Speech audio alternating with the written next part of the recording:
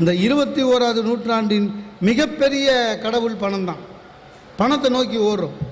வள்ளுவன் சொல்கிறாரு, டேய் இருந்தால் தான் உனக்கு மதிப்பு, பணம் இருந்தால் தான் மதிப்பு, இல்லாதவரை எல்லாருமே மதிக்கவே மாட்டாங்க. வள்ளுவர் சொல்கிறாரு. உண்மை அது.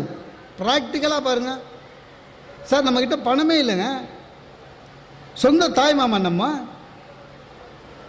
கல்யாண இன்விடேஷனில் நம்ம பேரே கிடையாது. பார்த்துக்கிறீங்களா? காசு இல்லைன்னா நம்ம பேரை இன்விடேஷனில் கூட போட மாட்டோம். சில பேர் அதுக்கே சண்டை போடுறதுக்கு கல்யாணத்துக்கு போவான். கல்யாண நடுவில் சண்டை நடுவில் கேட்பான், என் பேரை ஏன் இன்விடேஷனில் பேரில் போடல, அதை நேரில் கேட்க தான் வந்தேன். டேய் இது வரக்கூடாதுன்னு தான் அவன் போடல, இன்விடேஷனில் போட மாட்டான். இதே நீங்கள் காசு இருந்தது வச்சுங்க, உங்கள் வரவை அன்புடன் எதிர்நோக்கும் உங்கள் பேர் போடுவான். காசு கடவுளுங்க, அதான் உண்மை. பாரதி, மகாகவி பாரதி ஏழ்மையில் இருந்தவன்.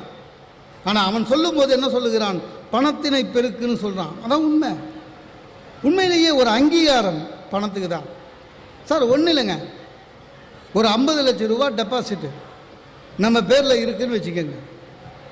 ஒரு உதாரணத்துக்கு சொல்கிறேன், உண்மையில் 50 லட்ச ரூபா டெபாசிட் நம்ம பேரில் இருக்குதுன்னு வச்சுக்கோங்க.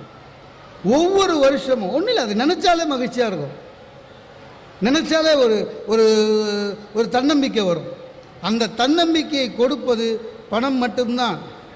உண்மையே அதானே.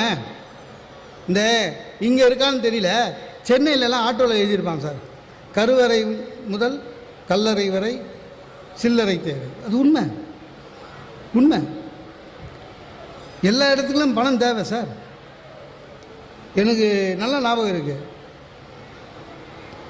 பிரசவத்துக்கு என் ஒய்ஃபை அட்மிட் பண்ணியிருந்தேன். எல்லா அப்பாங்கள மாதிரியும் வராண்டாவில் சுற்றின்னு இருந்தேன். லேபர் வார்டிலேருந்து ஒரு ஆயம்மா வந்தது, மோகனசுந்தரம் அப்படின்ச்சு. எங்கள் அம்மா கூட என்னை பேர் வச்சு கூப்பிட மாட்டாங்க, தம்பின்னு தான் கூப்பிடுவாங்க. இந்த ஆயம்மா மோகனசுந்தரம்ச்சு.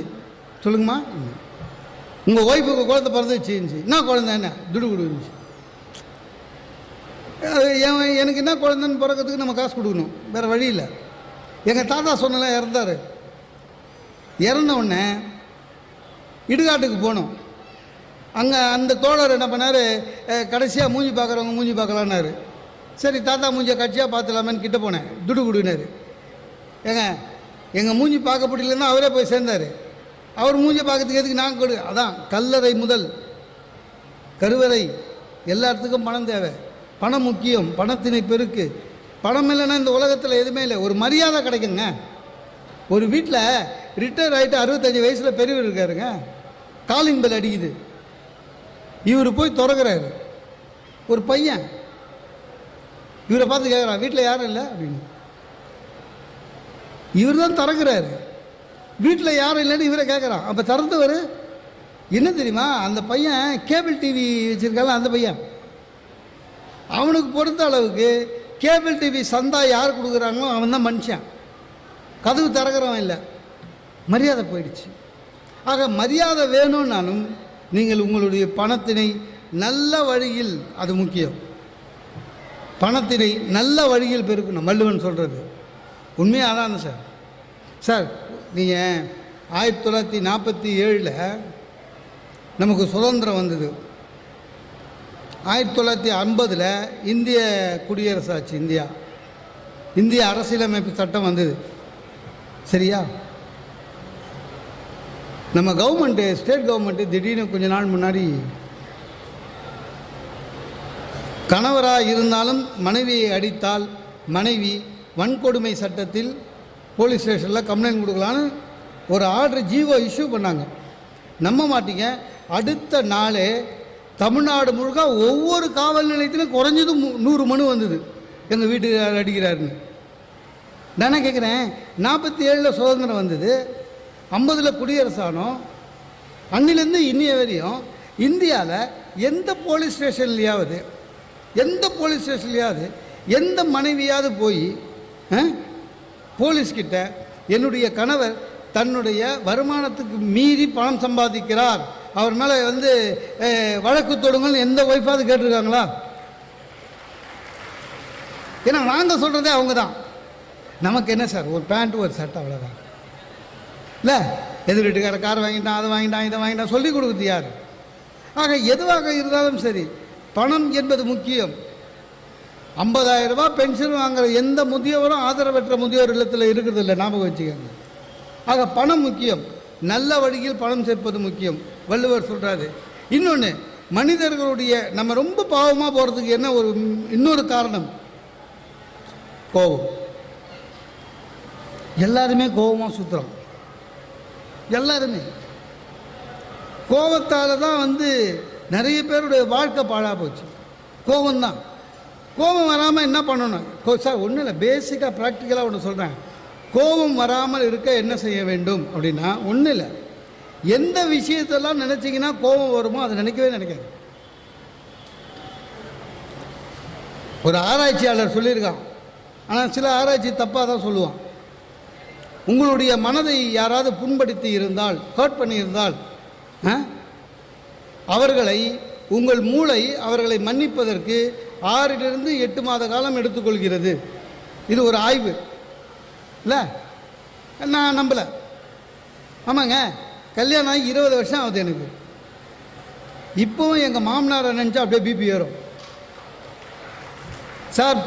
நம்ம பொண்ணு எப்படின்னு தெரிஞ்சு நம்மளுக்கு கல்யாணம் பண்ணி கொடுத்துருக்காரு. ஆனால் அதெல்லாம் சும்மா.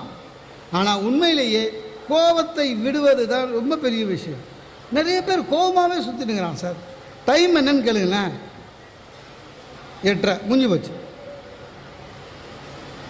உனக்கு டைம் சொல்ல தான் வாட்ச் கட்டினுக்கிறேன். நான் நடுவு வழியில் நிற்கிறான், சார் கொஞ்சம் தள்ளுங்கண்ணா, ஏன் சுற்றின்னு போக மாட்டியான்னு. எனக்கு தெரிஞ்சு இன்றைக்கி இந்தியாவில், தமிழ்நாட்டில் கோபம் வராமல் எப்பவுமே ஆனந்தமாக இருக்கிறது சாமியாருக்கு மட்டும்தான். எத்தனை கேஸ் போடுங்க, சிரிச்சா மாதிரியே கோர்ட்டுக்கு வரோம். அன்றைக்கி ஒரு சாமியார் கோர்ட்டுக்கு வந்தான் சார், சிரிச்சினே வரான். ஜட்ஜை பார்த்து இவன் சொல்கிறான், மங்களம் உண்டாகட்டும். ஜட்ஜு சொன்னார், சாமி தப்பாக நினைக்காதீங்க, உங்கள் மேலே போட்டிருக்க கேஸே அதுதான், ஆசிரமத்தில் மங்களம் உண்டாயிட்டாங்க. ஜாமீன் வாங்கினார். சென்று வருகிறேன்னு மறுபடியும் கை தூக்குறான். ஜட்ஜு சொன்னார், சாமி தப்பாக நினைக்காதீங்க, இந்த போலீஸ் ஸ்டேஷனு, கோர்ட்டு, இடுகாடு இங்கெல்லாம் போயிட்டு வரேன்னு சொல்லக்கூடாதுன்னு. அதுக்கு சாமியார் சொல்கிறாரு, உங்களுக்கு தான் என்ன தெரியல, என் மேலே 17 கேஸ் இருக்குது, வந்து போகிற இடம் தான் விடுங்க அப்படின்னு. எல்லாமே அப்படி தான். எல்லாருமே யாருக்கும் கோபத்தினால தான் பாதி பேருடைய வாழ்க்கை. சார் இப்போ படித்தேன் சார், ஒரு 2 வாரம் முன்னாடி ஒரு அப்பா பையனை என்ன பண்ணியிருக்காரு, கோயம்புத்தூரில் கல்யாணம் பையனுக்கு இன்னும் 3 நாளில் கல்யாணம் நடக்க போகுது. இப்போ தெரியும்ல இந்த யங்ஸ்டர்ஸ் என்னன்னு தெரியல, அது ஒரு ஃபேஷனு. எல்லா இளைஞர்களும் தாடி வளர்க்குறான். முன்னெல்லாம் காதலில் தோல்வி அடைஞ்சால் தான் தாடி வளர்ப்போன்னு கேள்விப்பட்டிருக்கோம். இப்போ எல்லா யூத்துமே தாடி வளர்க்குறான். கல்யாணத்துக்கும் தாடி விட தான் இருக்கான். நம்மெல்லாம் கல்யாணத்துக்கு அப்புறம் தாடி வச்சுருந்தோம், இவன் கல்யாணத்துலேயே தாடி தான். அந்த அப்பா என்ன பண்ணிட்டாருங்க, பையன்கிட்ட நீ போய் ஷேவ் பண்ணிட்டு வந்துடு நாளைக்கு ரிசப்ஷனுக்குன்னு சொல்லியிருக்காரு. நம்ம பையன் போய் என்ன பண்ணிக்கிறான், ட்ரிம் பண்ணிட்டு வந்துக்கிறான். சார் அந்த மனுஷனுடைய கோபம் எந்த அளவுக்கு ஒரு பெரிய செயலை செய்ய வச்சது தெரியுமா? கோச்சிக்கிட்டு என்ன பண்ணிட்டாருங்க, பொண்ணுக்கு அப்பாவுக்கிட்ட கல்யாணம் கேன்சல்ட்டாரு. என் பேச்சு இது உருப்படாது இந்த பையன், கல்யாணம் கேன்சல் ஆகிடுச்சு. அப்போது கோபம் ஒரு மனுஷனை எந்த அளவுக்கு மேலே எடுத்துகிட்டு போகிற ஒரு ஆளை கீழே அதில் பாதாளத்துக்கு தள்ளுறதுன்னா ரொம்ப கஷ்டங்க.